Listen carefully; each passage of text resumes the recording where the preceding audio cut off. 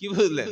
মরতে হবে একটা পরিচয়, ওটা হলো মুসলমান। জোরে বলুন সুবহানাল্লাহ। তোমরা এক হবো না, সারা জীবন পূর্ব পশ্চিমের দ্বন্দ্ব হয়ে যাবে, সারা জীবন এদের সাথে ঝামেলা হয়ে যাবে। মনে রাখবেন, আমরা মুসলমান পৃথিবীতে বাস করি 200 কোটি। ফিলিস্তিন দেশ শেষ হয়ে গেছে, ফিলিস্তিনে আর কেউ নাই।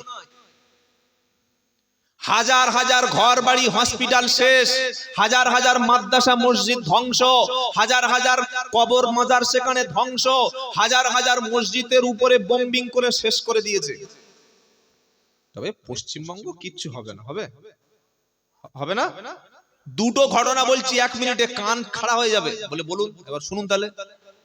বেলডাঙ্গায় একটা ঘটনা হয়েছিল, মনে আছে? গত এক মাসের মধ্যে একটা পুজো মণ্ডপের লাইটে, এলইডি লাইটের উপরে আল্লাহর নামে অশ্লীল শব্দ লিখে দেওয়া হয়েছিল এবং বিশাল একটা রায়ট হচ্ছিল। আপনারা শুনে নাই বেলডাঙ্গায়, মুর্শিদাবাদে? ওই দেখুন, শুনেছে। পরবর্তীকালে 1 সপ্তাহ আগে যে ধরা পড়লো সে মুসলমান না, ওটা একজন সাম্প্রদায়িক, একজন জঙ্গি। সে হিন্দু মুসলমানের মধ্যে অশান্তি করার জন্য, মারামারি বাঁধানোর জন্য। ধরুন এই গ্রামে 500 মুসলমান বাস করে। এবার মসজিদের মধ্যে যদি শুকরের মাংস যদি কেউ ফজরের সময় ফেলে দিয়ে যায়, সকালে মারামারি হবে না? হবে না? আর মারামারি গুলো কারা করবে? অমুসলিমদের উপর আমরা গিয়ে করবো, এই তোরা মসজিদে ফেলেছিস কেন? কিন্তু এই কাজটা যদি সুকৌশলে কোনো মুসলমান করে যায়, আপনি ধরতে পারবেন না। বেলডাঙ্গা, আমি ওখানে 3 বছর কাপাসডাঙ্গা বড় মাদ্রাসায় জলসা করেছি, 3 বছর যাচ্ছি আল্লাহর রহমতে। ওখানে মুসলিম বেল্ট, মুসলিম এলাকা। তো ওই জায়গায় অমুসলিম আমাদের হিন্দু ভাইরা বাস করে, তারা একটা পূজা করছে, সেই গেটে আল্লাহর নামে অশ্লীল ভাবে লিখে দেওয়া হয়েছে। ওটা লিখেছে কে? একজন অমুসলিম জঙ্গি, দেশ বিরোধী, আল্লাহর নামে গালাগালি করে। সে একজন ইঞ্জিনিয়ার, ওই কাজটা করেছে। কেন করেছে? যাতে পশ্চিম বাংলায় অশান্তির আগুন ছড়িয়ে পড়ুক। আপনি চিন্তা করতে পারছেন? যখন মুসলমানরা গিয়ে ওটা ঝামেলা করবে, তখন একটা দাঙ্গা ছড়িয়ে পড়বে, ব্যাস তারা যেটা চাইছে হয়ে যাবে। আজকে সকালের কথা বলছি, আজকে দুটো ছেলে ফারাক্কা ব্যারেজ আছে জানেন?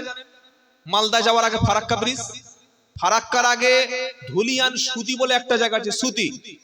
ওখানে রেল লাইনের উপরে মদন আর আরেকটা ছেলের নাম, দুজনেই অমুসলিম, দুজনে বোম নিয়ে রেল লাইনের উপরে রেখে পালাচ্ছিল। কেন?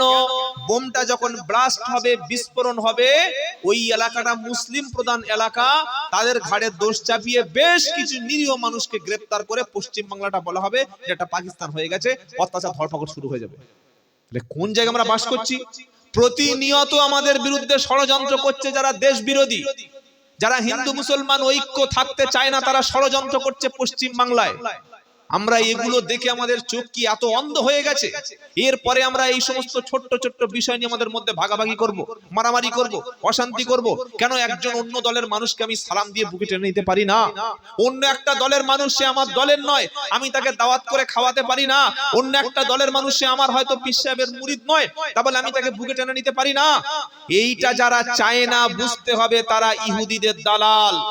যারা চাইছে তবলিগ, ফুরফুরা, আজানগাছি, কাদরিয়া, চিস্তিয়া, তারপরে বসিরহাট মুফতি সাহেবদের সঙ্গে ফুরফুরা ঝামেলা আরো চলতে থাকুক, আরো অশান্তি হোক, বুঝতে হবে তারা ইহুদিদের কি দালাল। আর ইহুদিদের দালালদের মাদ্রাসা কিন্তু মাটির তলায় আছে, উপরে নাই। তারা আলেম তৈরি করছে। কোন আলেম? যারা ছোট্ট ছোট্ট বিষয় নিয়ে ফতোয়া দেবে। কি ফতোয়া?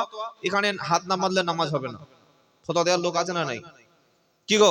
হ্যাঁ, আমিন বলতেই হবে, না বললে হবে না। আবার এখানে হাত মারলে এটাও সমস্যা আছে। মানে এমন এমন বিষয় নিয়ে আপনাকে ফতোয়া দেবে যেন শরিয়াতের শুদ্ধ অংশ ওইটুকু, আর কোনো অংশ নয়। এগুলো কেন ভাই? এগুলো থেকে বার হয়ে আসুন। আমাদের মুসলমানদের মধ্যে প্রথম যেটা দরকার সেটা হচ্ছে শিক্ষা। আজকের মুসলমানদের মধ্যে কত মূর্খ ছেলেপুলে আছে আপনি জানেন?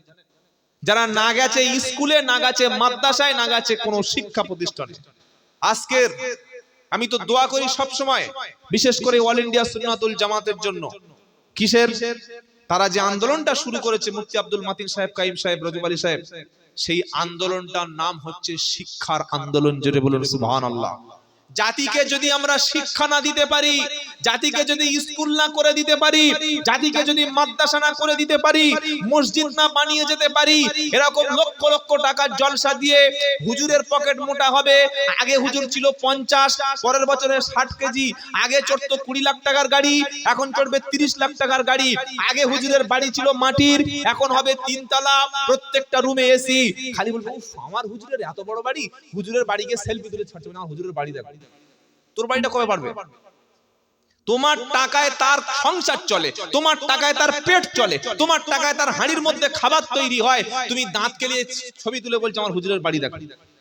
কিন্তু তোমার গ্রামে একটা মসজিদ নতুন হয়নি, তোমার গ্রামে মসজিদটার মধ্যে মক্তব চালু নেই, তোমার গ্রামের মধ্যে একটা নতুন স্কুল কি চালু হয়েছে, তোমার গ্রামের মধ্যে নতুন কোন শিক্ষা প্রতিষ্ঠান চালু করতে পেরেছে এই হুজুর এসে? যদি না করতে পারে তাহলে এই হুজুরকে তুমি এত টাকা দিচ্ছ কেন? কি আপনাদের কষ্ট হচ্ছে? শিক্ষার পিছনে মুসলমান টাকা খরচ করবেন। এখন বর্তমান যুগে এই যে প্রাইমারি স্কুলের লেখাপড়া এখানে কিচ্ছু নাই, আমি এই কথাটা সব জায়গায় বলি। তারা মিড ডে মিল দিচ্ছে, খাবার দিচ্ছে, ব্যাগ দিচ্ছে, বই দিচ্ছে, জুতো দিচ্ছে, স্কলারশিপ দিচ্ছে, কিন্তু স্কুলে শিক্ষা নাই। শিক্ষা মানুষকে সচেতন করে, শিক্ষা মানুষকে প্রশ্ন শেখায়, শিক্ষা মানুষকে উগ্রবাদী বানায় না, শিক্ষা মানুষকে মাথা নিচু করে চলতে শেখায়, শিক্ষা মানুষকে ধর্মের পথ দেখায়, শিক্ষা মানুষকে সচেতন করে, অন্ধ ভক্তকে চোখ কাটিয়ে দেয়। তাই সরকার সব দেবে, কখনো আপনার শিক্ষা দেবে না। সবাই যদি শিক্ষিত হয়ে যায়, সবাই যদি লেখাপড়া শেখে, তখন 2 নম্বরই কন্ট্রাক্টরি কে করবে, তখন বোম বাঁধবে কে, তখন মানুষেরকে অস্ত্র ধরে হানাহানি করবে কে? তাই রাজনৈতিক নেতারা কোনোদিন সাধারণ জনগণকে দেখবেন হসপিটাল দেবে, তারা নতুন আবাস যোজনার ঘর দেবে, তারা রাস্তা করে দেবে, তারা ফ্রিতে পানি দেবে, ফ্রিতে বিদ্যুৎ দেবে, কিন্তু ফ্রিতে শিক্ষা দেবে না। রাজনৈতিক কারবারিরা ফ্রিতে শিক্ষা দেবে না। আর ভণ্ড বক্তা, ভণ্ড হুজুররা কখনো মানুষকে কোরআন শিখতে, কোরআন পড়তে, কোরআন বুঝতে, কোরআনের মক্তব তৈরি করতে, কোরআনের মাদ্রাসা তৈরি করতে বিরোধিতা করতে। কি বলছি বুঝতে পারছেন না? ফুরফুরার আবু বকর সিদ্দিক রাহমাতুল্লাহ আলাইহি তিনি শুধুমাত্র জলসা কোরআনের মাহফিল করে কবরে চলে যাননি, তার সিলসিলা টিকে ছিল, টিকে আছে এই কারণে শুধুমাত্র মাদ্রাসার মধ্যে আলেম তৈরি হয়েছে, তারাই আদর্শ টিকিয়ে রেখেছে। জোরে বলুন সুবহানাল্লাহ। একটা জাতি আদর্শ দ্বারাই টিকে থাকে, অন্য কোনো না। আদর্শ যে জাতির মধ্যে থাকে না, সে জাতির কোনো অস্তিত্ব থাকে না। পৃথিবীতে অনেক ধর্মই শেষ হয়ে গেছে, শুনলে অবাক হয়ে যাবে। আজ থেকে 3000-4000 বছর আগে এমন ধর্ম ছিল যে ধর্মটাই শেষ হয়ে গেছে, ধর্ম বলতে আর কিছু নাই। এমন ভাষা ছিল যে ভাষাটাই শেষ হয়ে গেছে। কেন? সেই ভাষা চর্চা হয়নি, সেই ধর্ম চর্চা হয়নি। সেজন্য ইসলাম বাঁচাতে গেলে আমাদের শিক্ষা প্রতিষ্ঠানের দিকে লক্ষ্য রাখতে হবে, আমাদের প্রত্যেকটা মসজিদে মক্তব চালু করতে হবে। আপনাদের যে মসজিদে আমি এসে নামাজ পড়লাম, খুব সুন্দর মসজিদ, ইমাম সাহেবও নিশ্চয়ই যোগ্য ইমাম, যারা বয়স্ক আছেন, একটু মুরব্বী মানুষ বসে আছেন, আপনারা চেষ্টা করবেন কি জানেন, আপনারা আল্লাহর কোরআনটা একটু শিখে নেওয়া। বাবাজিরা, আল্লাহর ভাইরা, একটু কষ্ট করে যদি মাগরিবের পরে 10 মিনিট আধ ঘন্টা করে ইমাম সাহেবের কাছে বসে, পার্সোনাল, সবার সামনে বসার দরকার নেই, যদি বসেন কোরআনটা একটু শিখবো, নবীর সুন্নাতটা একটু শিখবো, আলেমদের, আল্লাহর যারা হাক্কানি আলেম বান্দা ছিলেন তাদের আদর্শটা আমি একটু শিখবো, এটা ক্ষতি আছে? ক্ষতি আছে নাকি? নবী বললেন খায়রুকুম মান তাআল্লামাল কুরআনা ওয়া আল্লামাহু, তোমাদের মধ্যে সবচাইতে উত্তম হলো তারা নিজে কোরআন শেখে যারা অপরকে শিক্ষা দেয় যারা। জোরে বলুন সুবহানাল্লাহ। সকলে বলুন কোরআনের ছাত্র হয়ে কবরে যাব, বলুন ইনশাআল্লাহ। জোরে বলুন ইনশাআল্লাহ। হাসরের ময়দানে কোরআন আপনার পক্ষে সাক্ষী দেবে অথবা কোরআন আপনার বিপক্ষে সাক্ষী দেবে। যার পক্ষে কোরআন দাঁড়াবে, যে ব্যক্তি মসজিদে কোরআন পড়েছে, ইমাম সাহেবের কাছে কোরআন শিখেছে, আলেমের সোহবতে বসে কোরআন শিখে নিয়েছে, বাড়ির মধ্যে তেলাওয়াত করেছে, জিকির করেছে, আর এই ব্যক্তি ইন্তেকালের সময় কোরআন শুনতে শুনতে কবরে গেছে, আর মরণের পরে কোরআনের নেকি কিয়ামত পর্যন্ত কবরে পৌঁছে গেছে। কিয়ামতের দিন বান্দা যখন সামান্য অপরাধের কারণে জাহান্নামে যাওয়ার সিদ্ধান্ত হয়ে যাবে, কোরআন তখন বলবে এমন ব্যক্তিকে কখনো জাহান্নামে দিবি না, যে ফজরে পড়েছে, জোহরে পড়েছে, আসরে পড়েছে, মাগরিবে পড়েছে, ঈশায় পড়েছে যারা, আর মরণের সময় কোরআন শুনতে শুনতে মারা গেছে যারা, এই কোরআন বলবে আল্লাহ এই ব্যক্তিকে জান্নাতে না দেওয়া পর্যন্ত আমি কোরআন চুপ করব না। জোরে বলুন সুবহানাল্লাহ। কোরআনের সুপারিশ পেতে চাই, চাই কি চাই না? বিশ্বাস করুন কবরে আপনার কেউ উপকার করতে পারবে না।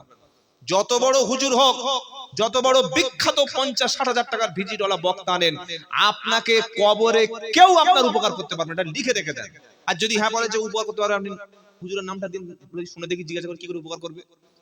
কিন্তু কোরআন আপনার পাশে দাঁড়াবে, নামাজ আপনার পাশে দাঁড়াবে, ইবাদত আপনার পাশে দাঁড়াবে, আমল আপনার পাশে দাঁড়াবে। জোরে বলুন না সুবহানাল্লাহ। তাহলে যে আমার পাশে থাকবে দুনিয়ায়, তার পাশে আমি থাকবো না? থাকবো না? কিয়ামতের দিন আমার পাশে যে সুপারিশ করবে, আমি তো দুনিয়া তার সাথে থাকবো ইনশাআল্লাহ। বলুন বাবাজিরা, আল্লাহর ভাইরা, অনেক কথা বলেছি, কিছু মনে করবেন না, কষ্ট করেন বললাম বলে। আমাদের মধ্যে ঐক্যর দরকার, শিক্ষার দরকার। আপনার সন্তানটাকে যোগ্য আলেম বানান, যোগ্য হাফেজ বানান, যোগ্য একজন মুফতি সাহেব বানিয়ে দিন। আপনি এতটুকু নিয়ত করুন, যেদিন পৃথিবী থেকে আপনি চলে যাবেন, আপনার ইন্তেকালের সময় হয়ে গেছে, ছটপট ছটপট করছেন, আপনার ছেলেটাকে আলেম বানিয়েছিলেন, আলেম বানিয়েছিলেন, ছেলেটা মসজিদে ইমামতি করছে, আপনার ছেলে শুনেছে বাপ অসুস্থ, বাপ মারা যাচ্ছে, ছেলে মসজিদ থেকে দ্রুত বাড়ি চলে এসেছে, এসে আপনি ছটপট ছটপট করছেন। ছেলেটা তখন কোরআন মুখস্থ ছিল, ওযু করে বাপের মুখের কাছে গিয়ে বলছে, আব্বা সত্যি কি তোমার খুব কষ্ট হচ্ছে আব্বা? আব্বা বলছে, ছেলেরে মরণের মতো কষ্ট পৃথিবীতে আর একটাও নাই। ওয়াজাআত সাকরাতুল মাউতি বিল হক দালিকা মা কুনতা মিনহু তাহিদ। তুমি যে মৃত্যুর কষ্ট, আল্লাহ বলছেন অবশ্যই সাকরাতুল মাউত, মৃত্যুর যন্ত্রণা আসবেই আসবে, যেটাতে তুমি পালিয়ে চলে যেতে, সেই মৃত্যুর শাস্তি এসে যাবে। ছেলে আলেম ছিল, বসে বসে কোরআন সূরা ইয়াসিন পড়ছে।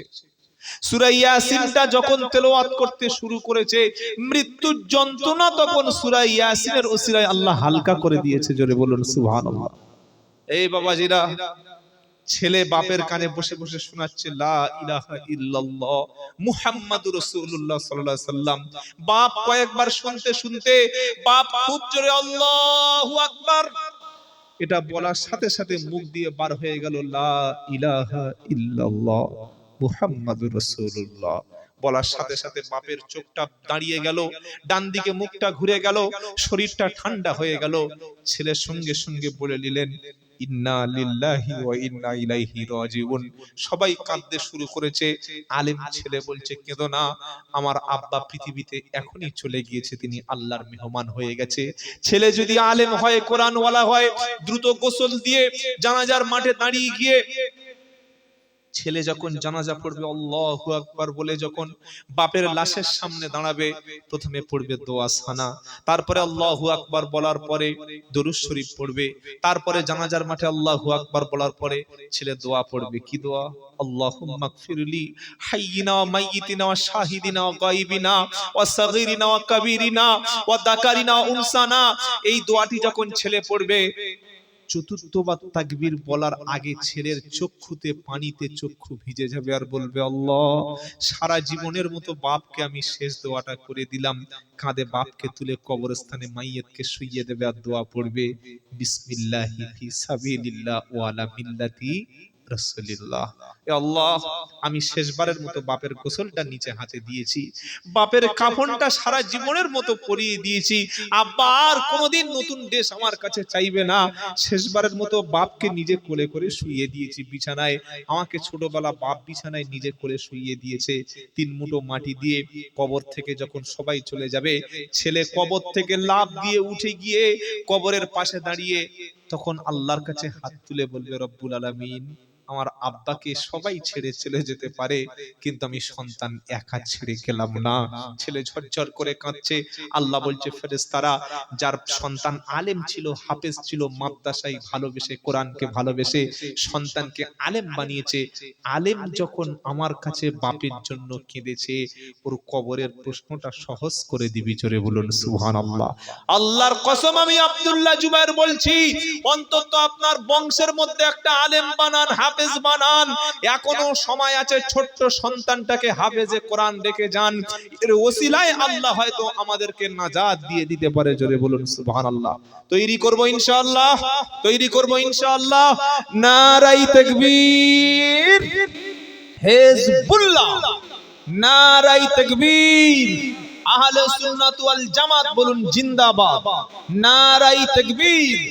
দিন ইসলাম, দিন ইসলাম, বাৎসরিক ইসালে সওয়াব, নারায়ে তাকবীর। এই সভা এবং মসজিদ দুটোর একটু উন্নতির জন্য আপনাদের কাছে একটু হাত পাতবো বাবা, কেউ উঠবেন না, খবরদার, একদম কেউ উঠবেন না। আচ্ছা।